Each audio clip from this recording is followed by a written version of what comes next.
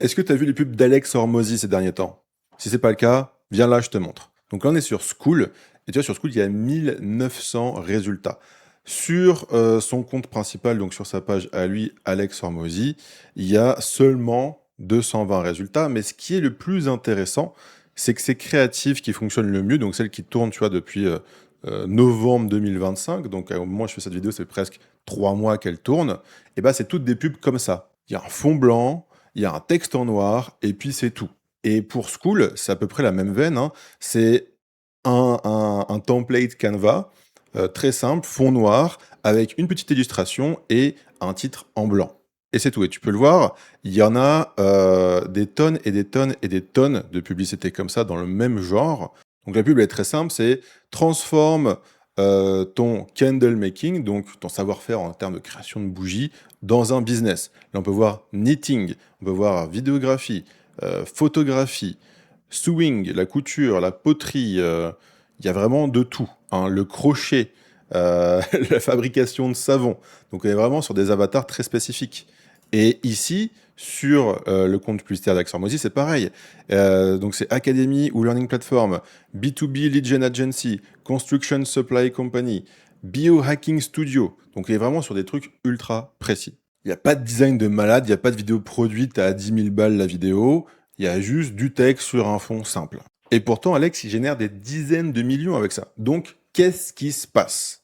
Et bah, dans cette vidéo, je vais te décortiquer les 9 stratégies exactes qu'Hormozy utilise avec ses publicités Facebook. Je vais te montrer qu'est-ce qui se passe dans sa bibliothèque de pub et je vais t'expliquer pourquoi il fait les choses comme ça. Et surtout, je vais te donner à chaque fois la version adaptée pour ton business, même si tu bosses tout seul et que tu dépenses même pas 100 balles par jour en ads. Première stratégie, et probablement la plus importante, c'est d'arrêter de perdre du temps sur le ciblage au niveau de l'adset, de l'ensemble publicitaire.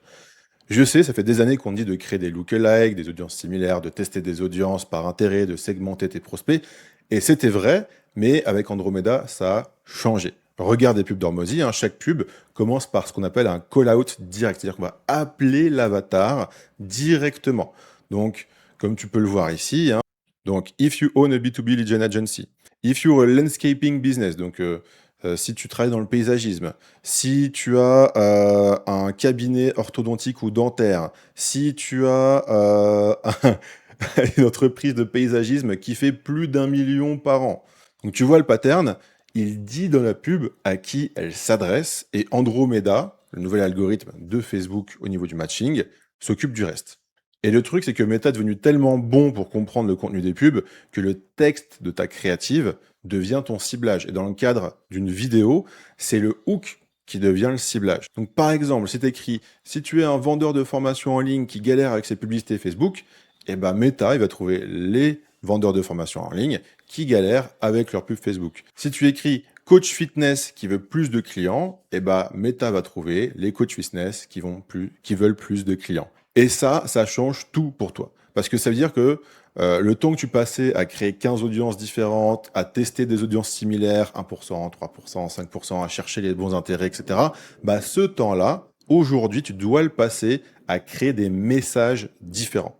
Donc concrètement, voilà comment tu peux adapter cette stratégie dans ton business, même si tu dépenses seulement 100 euros par jour sur Facebook. Bah, c'est très simple, tu gardes un ciblage ultra broad. Donc littéralement, tu ne touches à rien niveau ciblage, sauf peut-être l'âge minimum si tu as une offre qui s'adresse pas aux jeunes. Donc par exemple, si tu vends du conseil à des entreprises, hein, tu vas mettre peut-être 25 ans d'âge minimum et puis c'est tout. Et tout ton effort, tu le mets dans tes créas. Donc ça veut dire quoi? C'est-à-dire que tu vas créer des variations de messages qui appellent des segments différents de ton avatar. Donc par exemple, si tu vois une formation pour les coachs, au lieu de créer une audience intérêt coaching, une audience lookalike client 3%, bah, tu vas créer une pub qui parle aux coachs qui galèrent à trouver des clients, une pub qui parle aux coachs qui ont des clients mais qui sont entre guillemets sous-payés, qui gagnent pas assez, une pub qui parle aux coachs qui buzzent trop et veulent tout automatiser, une pub qui parle aux coachs qui ont peur de se lancer dans la publicité parce que peut-être qu'ils en font pas encore. Bref, tu vois, c'est le même avatar mais avec des angles marketing différents, des douleurs différentes et c'est ça aujourd'hui qui va faire ton ciblage. Donc note ça, le targeting traditionnel, ciblage traditionnel, c'est fini. Maintenant, c'est ton message qui fait le targeting. ton message, c'est ton targeting. Stratégie numéro 2. Donc maintenant, le piège dans lequel tout le monde va tomber en regardant cette vidéo, c'est que, bon, tu es là, tu es avec moi, tu vois qu'Hormozy, il a des pubs pour les coachs de fitness, les agences marketing, les cliniques, les profs de tennis, les thérapeutes, les gens qui font des bougies. Et tu te dis, ok, bon bah moi aussi, je dois cibler plein d'avatars différents pour scaler. C'est bon, Alex, j'ai compris, je vais faire ça. Et bah non, grosse erreur. Hormozy, il fait ça et il peut faire ça parce que lui, il génère des centaines de millions par an. L'année dernière, rien que sur son lancement de son bouquin, il a fait 100 millions. Et ça, c'est sans les revenus de School, etc., etc. Donc aujourd'hui, Hormozy, il a besoin de quoi pour scaler? Il a besoin d'élargir son marché. Toi, si tu fais moins d'1 million d'euros par an, c'est exactement l'inverse que tu dois faire. Tu dois choisir un seul avatar, un seul. Et tu testes plein de douleurs différentes, plein d'angles différents, plein de problèmes différents pour ce même avatar. Et très franchement, même si tu fais plusieurs millions d'euros par an, tu devrais pas dépasser les 3 avatars maximum. Genre jusqu'à 20 millions d'euros de chiffre d'affaires par an, reste sur maximum 3 avatars. Pourquoi? Parce que la dispersion, ça tue tout. Quand tu testes 10 avatars différents, avec un budget de 100 balles par jour, bah chaque avatar va recevoir quoi? 10 euros par jour. Et 10 euros, c'est rien. Tu n'as aucune donnée significative, tu n'as aucune idée de ce qui marche vraiment. Et en plus, tu te disperses mentalement, hein. Tu dois créer des messages pour 10 personnes différentes que tu connais pas vraiment bien. Et au final, tes pubs, elles sont génériques et ça ne convertit pas, tout simplement. Par contre, si tu prends un avatar et que tu testes 10 douleurs différentes, bah là, tu commences à avoir de la data. Tu vois quel angle résonne le plus, tu vois quel problème fait le plus réagir, et tu peux itérer dessus et construire un business. Jusqu'à 1 million d'euros par an de chiffre d'affaires, tu as juste besoin de ça. Donc concrètement, voilà comment tu peux appliquer cette stratégie dans ton business aujourd'hui. Tu prends ton avatar principal. C'est quoi mon avatar principal? Bah, c'est celui avec lequel tu as le plus de résultats aujourd'hui et que tu comprends vraiment, que tu réussis à aider le mieux. Et tu listes ces 10 plus grosses douleurs. On parle pas de douleurs génériques, hein, on parle de douleurs profondes, le truc qui réveille ton avatar à 3 heures du mat, le truc qu'il ose même pas dire à sa famille. Donc par exemple, si tu vends de la perte de poids, hein, puisqu'on est dans le thème d'Hormozy, et Hormozy, son premier business, hein, c'était la perte de poids avec ses salles de sport. Euh, son avatar, c'était une femme, souvent 45 ans plus, qui était en surpoids et qui avait une mauvaise image d'elle. Et bah, ça va être quoi une douleur vraiment profonde, viscérale chez cette personne, et pas une douleur générique? Euh, une douleur viscérale, ça peut être je mérite pas d'être aimé dans ce corps. Ça peut être je suis en train de me tuer à petit feu, parce qu'il y a tout l'aspect santé. Ça peut être je ne serai plus jamais celle que j'étais avant. Ça peut être je suis devenue la petite grosse de la famille. Les enfants ont honte de moi. Bref, c'est ça. Quand je parle de douleur spécifique et profonde, c'est ce niveau de douleur-là qu'on veut cibler. Et donc, du coup, une douleur, ça devient un angle, ça devient une publicité. Et là, tu commences à avoir de la data qui veut vraiment dire quelque chose et que tu peux exploiter pour scaler. Stratégie numéro 3, on va parler de la structure de compte. Et là, tu vas être surpris parce que on voit 1600 publicités qui tournent sur School. Et donc, du coup, tu t'attends sûrement à un truc ultra complexe, genre des centaines de campagnes, des centaines d'adsets, des audiences segmentées par niveau de conscience, des exclusions dans tous les sens, machin, couffin. Pas du tout. Alors, je ne suis pas dans le compte publicitaire d'Alex Hormozy, mais la structure que je vois passer chez tous les comptes qui dépensent des millions d'euros par an en publicité, c'est la même. D'ailleurs, c'est marrant parce que ces comptes, c'est souvent, entre guillemets, les plus chiants à analyser parce qu'ils sont ultra simples. C'est un objectif égale une campagne. Dans la campagne, il y a plusieurs adsets en fonction du budget de la campagne. Et tous les adsets, ils ont entre 20 et 50 publicités dedans. Pourquoi est-ce que c'est aussi simple? Parce que comme on l'a vu, le targeting aujourd'hui se fait au niveau de la créative. Donc tu n'as plus besoin de complexifier ta structure avec des audiences différentes, puisque bah, c'est le message qui va déterminer qui voit ta pub. Et cette simplicité, elle a un avantage énorme, c'est qu'elle laisse l'algorithme faire son boulot. Avant, l'algorithme, il faisait son boulot plus ou moins bien. C'était bien de l'orienter, de l'optimiser, d'intervenir à gauche, à droite, parce qu'il était un peu con, hein, parfois. Aujourd'hui, bah, plus tu fragmentes, plus tu mets de contraintes à Meta, et moins il peut optimiser, parce que l'algorithme est devenu plus intelligent que toi. Voilà, tout simplement, aujourd'hui en 2026, l'algo est plus intelligent que toi. Dans 99,99% des cas, il y a toujours des exceptions à la règle, ok. Et donc du coup, avec une structure simple et en broad, eh ben, tu laisses l'algorithme faire son taf et te trouver les meilleures personnes pour chaque publicité. Donc maintenant pour toi, comment est-ce que tu adaptes ça dans ta réalité de solopreneur qui dépense 100 euros par jour, plus ou moins, hein, en publicité? Bah, tu vas pas mettre 50 publicités dans tes adsets.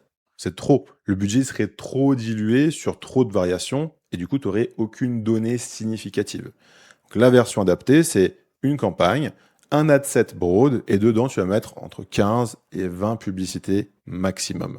Et sur ces 15 et 20 publicités, bah, ce sont tes meilleurs angles, les meilleures douleurs, ok? Donc, tout ce qui va le résonner le plus avec ton avatar et pas des trucs random, aléatoires. Ok, c'est des trucs que tu as réfléchi. C'est fait avec de l'intention, avec de la stratégie. Maintenant, stratégie numéro 4, ça c'est un truc dont personne ne parle, ok? C'est peut-être la stratégie la plus puissante de cette vidéo. C'est ce qu'on appelle le keyword distribution. Donc qu'est-ce que c'est? Qu'est-ce que ça veut dire? Eh bien, ça vient du fait que Meta peut lire les mots dans tes images, et même tes vidéos, hein. Donc, je répète, Meta peut lire les mots dans tes images et tes vidéos, donc n'importe quelle créative. C'est ce qu'on appelle l'OCR, en français, la reconnaissance optique de caractère. C'est un terme barbare pour juste dire que bah, la machine, c'est lire du texte et reconnaître des éléments, c'est reconnaître du contexte. Donc c'est la même chose qui se passe quand tu prends une photo d'un texte avec ton téléphone et qui te fait la transcription automatiquement. Et Meta fait ça sur toutes tes publicités. Mais c'est pas tout, parce qu'il comprend aussi les objets dans les créatives. Donc s'il y a une robe Chanel dans ta créative, il sait que c'est Chanel. S'il y a une bouteille de Coca, il sait que c'est Coca. S'il y a un logo d'une entreprise, il le reconnaît. Et il utilise tout ça pour faire du matching avec les utilisateurs de Meta et pour présenter la bonne pub à la bonne personne au bon moment. Donc maintenant, pourquoi est-ce que les publicités d'Hormozy ont l'avatar écrit en énorme sur l'image? Tu vois, Seven Figure Landscaping Business, Content Agency, Candle Making, etc., etc. C'est pas juste pour que les gens comprennent à qui s'adresse la pub et pour appeler l'avatar, hein, mais c'est aussi pour que Meta comprenne à qui servir la pub. Parce que le texte sur ton image, c'est du keyword distribution, donc de la distribution de mots-clés. C'est comme si tu donnais en gros des mots-clés à Meta pour qu'il te trouve les bonnes personnes. Et le truc génial, bah, c'est que chaque variation de mots-clés, elle ouvre une nouvelle porte au niveau de ton reach. Donc par exemple, si moi je fais des publicités qui s'adressent à des entrepreneurs, bah, dans mes publicités, je pourrais utiliser le mot entrepreneur, chef d'entreprise, dirigeant, fondateur, etc., etc. Tout ça, c'est le même profil, c'est la même personne, mais ce ne sont pas les mêmes mots-clés. Et donc, du coup, ce ne sont pas les mêmes portes au niveau du reach et de la distribution. Hormozy, il n'a pas 1600 publicités parce qu'il teste 1600 différentes idées. Il a 1600 pubs parce qu'il a des dizaines, voire des centaines de variations de la même idée avec des mots-clés différents, comme on l'a vu ici sur School. Ici, par exemple, il dit « a leading landscaping business ». Et juste ici, il dit « a seven-figure landscaping business ». C'est à peu près la même chose, hein. Leading landscaping business, seven-figure landscaping business, on aurait pu dire successful landscaping business. Tout ça, c'est pareil. C'est le même avatar, mais avec des mots-clés différents. Donc du coup, comment est-ce que tu peux concrètement appliquer cette stratégie dans ton business? T'as pas besoin, déjà je te rassure, t'as pas besoin de faire 1700 publicités. Mais tu peux créer des variations intentionnelles de tes messages avec des mots-clés différents. Donc par exemple, hein, on vient de le voir, si tu vends à des entrepreneurs, tu peux faire ce qu'on vient de voir, donc une version avec entrepreneur, une version avec chef d'entreprise, une version avec dirigeant, fondateur, etc. Même message, même visuel, comme le fait Hormozy, mais juste ce mot-clé qui change. Ou alors tu peux jouer sur des variations de mots-clés par rapport aux douleurs. Donc par exemple, si tu t'adresses à des coachs sportifs, tu peux dire, si tu n'arrives pas à trouver de clients, si tu as du mal à remplir ton agenda, si tu passes plus de temps à prospecter qu'à coacher, c'est la même douleur de fond, hein, pas réussir à trouver des clients, mais c'est des formulations différentes qui vont capter des segments de marché différents. Et là, bah, tu fais 10 variations sur la formulation de la douleur, la formulation de l'avatar, et tu as déjà 20 publicités complètement différentes. Et même si tu les croises entre elles, ça te fait 100 pubs. Et là, tu commences à avoir un reach beaucoup plus large sans multiplier ton travail. Stratégie numéro 5. Maintenant, on va parler de ce qui se passe une fois que tu as trouvé quelque chose qui fonctionne. L'erreur classique, c'est de se dire, OK, cool, ça fonctionne. Bah, je vais créer une publicité complètement différente pour continuer à tester. Et bah non, grosse erreur. Quand tu as trouvé un angle qui fonctionne, un concept créatif qui fonctionne, une douleur qui fonctionne, bah tu le clones, tu le répliques, tu le déclines sous tous les formats possibles. Donc le concept de la diversité créative dont on parlait dans ma vidéo sur Andromeda, si tu l'as pas vu, elle est là. Eh ben, c'est pas de créer des publicités en partant de zéro à chaque fois, c'est de prendre ce qui marche et de le transformer en plein de formats différents. Pourquoi? Parce que chaque format, il va attirer un type de personne différent. Il y a des gens qui scrollent vite et qui cliquent que sur les vidéos courtes. Il y a des gens qui préfèrent lire et s'arrêter sur des images avec du texte. Il y a des gens qui font confiance aux témoignages et qui cliquent sur les screenshots de messages. Il y a des gens qui aiment les carousels et parce qu'ils ont l'impression d'apprendre quelque chose. Bref. Donc du coup, ce qu'on va faire, c'est qu'on va garder le même message, mais le décliner avec des véhicules différents, adaptés à des cerveaux différents. Donc concrètement, qu'est-ce que tu peux faire? Quand tu as un angle qui performe, eh ben, tu peux le faire une image statique avec du texte. La même chose en vidéo où tu parles face caméra en lisant ton texte, un screenshot de témoignage d'un client qui illustre le même problème, un carrousel qui déroule l'argument en plusieurs slides, une vidéo style B-roll avec du texte en overlay, un avant-après qui montre la transformation. Bref, il y a plein de possibilités. Et là, ça te fait juste 6 publicités avec le même angle, mais tu as 6 fois plus de chances de capter différents types de personnes parce que tu t'adresses à 6 différents profils. Stratégie numéro 6, maintenant on va parler de production. Parce que quand tu vois 1700 publicités, tu te dis putain, mais il y a une équipe de 50 graphistes ou quoi? Pas du tout. Regarde encore une fois les publicités d'Hormozy. On voit qu'il y a des patterns. Tu vois, on voit que ça c'est un template. On voit que ça c'est un template et ce template c'est le même que celui-là. Ce template c'est le même que celui-là.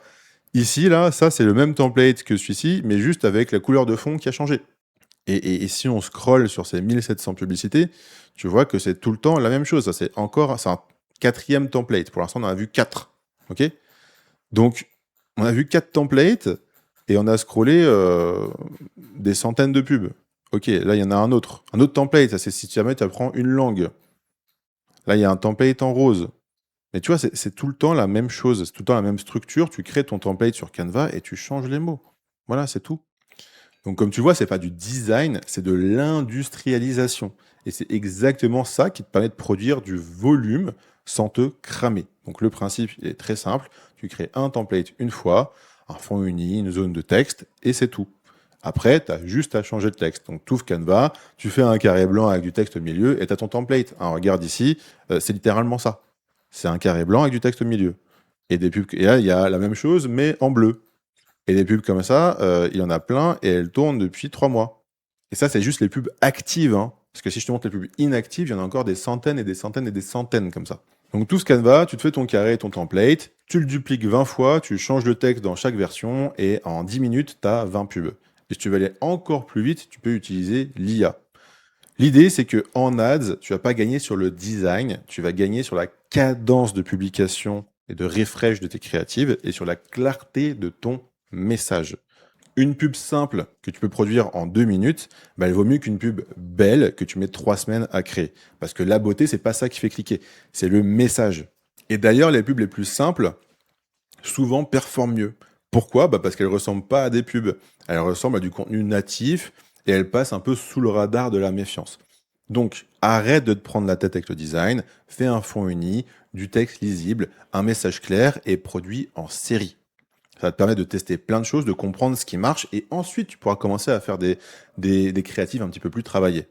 Et d'ailleurs, tu vas voir exactement comment je fais pour produire plus de 200 publicités par mois pour un business en seulement 4 heures, hein, que ce soit des pubs travaillées ou des pubs plus simples. Et ben, j'ai créé une masterclass 100% gratuite où je te montre tout le process étape par étape. Tu auras accès immédiatement à une masterclass de 3 vidéos qui doivent faire 40 minutes en tout et tu repars avec un système complet.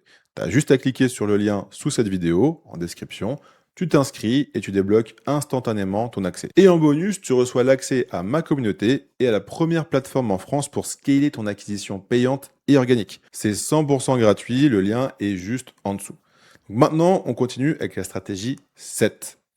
Ici, on parlait d'un biais qui est un peu invisible. C'est un biais qui fausse probablement tous les tests que tu peux faire en ce moment sans que tu le saches. Ça s'appelle le conditioning bias ou le biais de conditionnement. Donc le principe, il est simple. Quand tu lances plusieurs publicités dans un même ad set, eh ben, la première qui commence à performer, elle va conditionner l'algorithme. Facebook se dit, ah bah cette pub-là, elle marche, donc elle va lui donner de plus en plus de budget. Et les autres publicités, elles reçoivent des miettes. Je suis sûr que tu as déjà vu ça, hein, un ad set avec 10 publicités, il n'y en a que 3 qui dépensent. Et du coup, les autres publicités, bah, elles sont jamais vraiment testées. Et toi, tu regardes ces résultats, tu vois que la pub A, elle a tout le spend et que les pubs B, C, D ont rien reçu, et tu conclus, les angles B, C, D ne marchent pas. Sauf que c'est faux. T'as jamais vraiment testé B, C, D. T'as juste laissé l'angle A conditionner l'algorithme et bouffer tout ton budget. Et c'est un piège un peu vicieux parce que tu penses avoir de la data, mais ta data, elle est biaisée. Donc comment est-ce que tu contournes ça? Bah, première option, tu peux mettre chaque concept créatif, chaque angle vraiment différent dans un adset séparé. Comme ça, l'algorithme il choisit entre les adsets au niveau de la campagne et pas entre les publicités au niveau de l'adset. Et donc, du coup, tu as une compétition un peu plus équitable. Deuxième option, tu fais attention à pas mélanger des concepts trop différents dans le même adset. Donc, si tu testes une image statique et une vidéo, tu peux faire un adset avec que des images statiques et un adset avec que des vidéos. Sinon, l'un peut dominer l'autre avant même que tu aies des données fiables. Et troisième option, tu peux utiliser le format Flex. Si tu y as accès, ce n'est pas tous les comptes qui ont accès. Donc, c'est quoi une Flex Ads? Ben, c'est une publicité où tu peux mettre plusieurs visuels et plusieurs textes et Facebook teste toutes les combinaisons automatiquement. Et l'avantage, c'est que les données elles se partagent entre les combinaisons au lieu de se cannibaliser. Stratégie numéro 8. Donc maintenant, le truc que tu vas peut-être avoir du mal à comprendre ou à entendre, c'est que la majorité des publicités d'Hormozy, ce ne sont pas des publicités de conversion. De ces 1700 publicités que tu vois là, des 200 publicités que tu vois là, c'est la majorité de ces pubs, elles sont pas là pour vendre.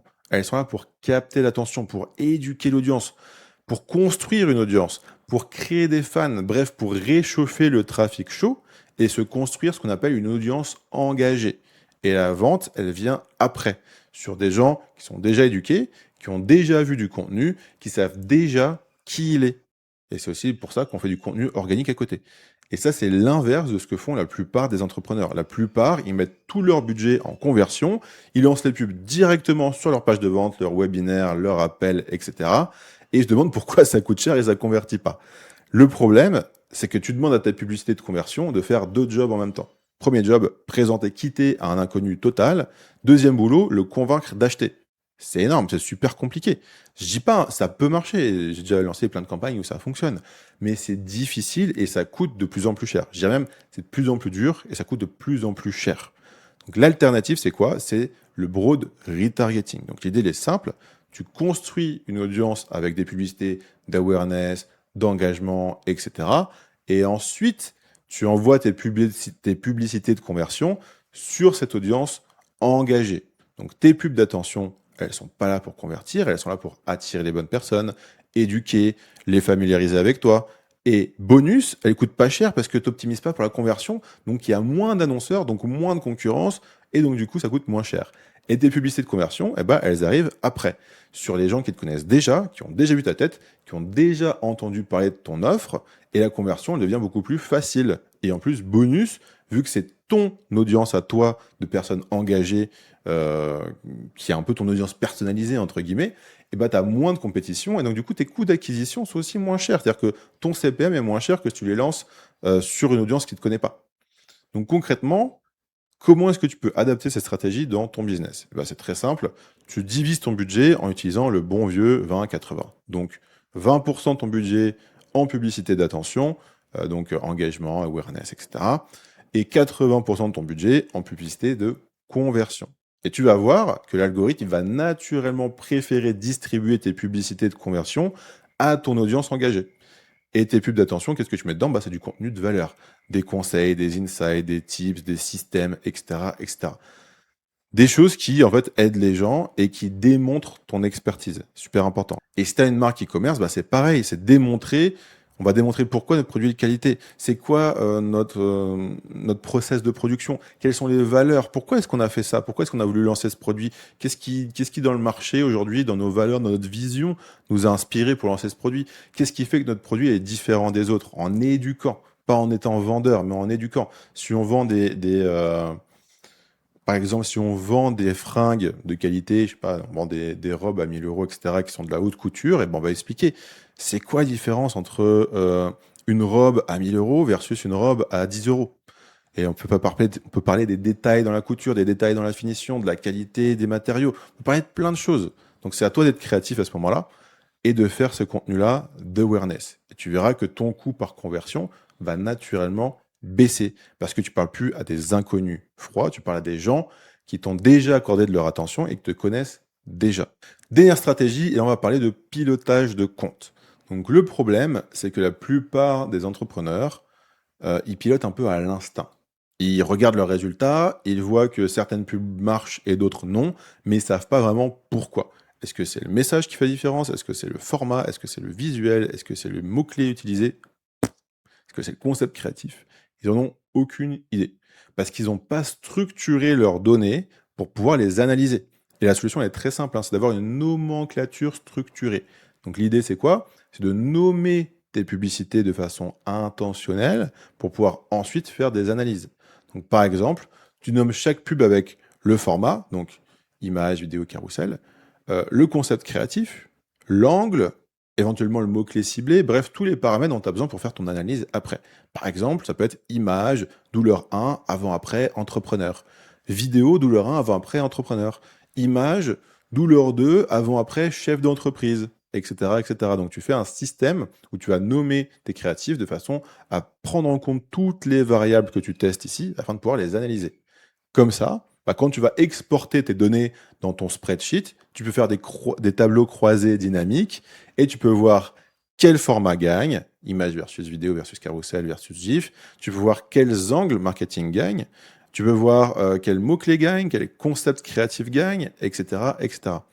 Et c'est comme ça que tu passes de je bidouille à j'ai un système. Parce que tu peux identifier des patterns, tu peux répliquer ce qui marche, éliminer ce qui ne marche pas, et ces insights, ils valent de l'or. Et c'est comme ça que tu réussis à scaler profitablement sur des gros budgets dans le temps et avoir des résultats stables et prévisibles. Parce que cette analyse, ces data, bah, ça te permet d'éviter de refaire les mêmes erreurs encore et encore. Et voilà, maintenant tu as le système complet et tu sais exactement comment l'appliquer pour ton business. Si ce n'est pas encore fait, abonne-toi, active la cloche pour ne pas rater les vidéos et je te dis à bientôt.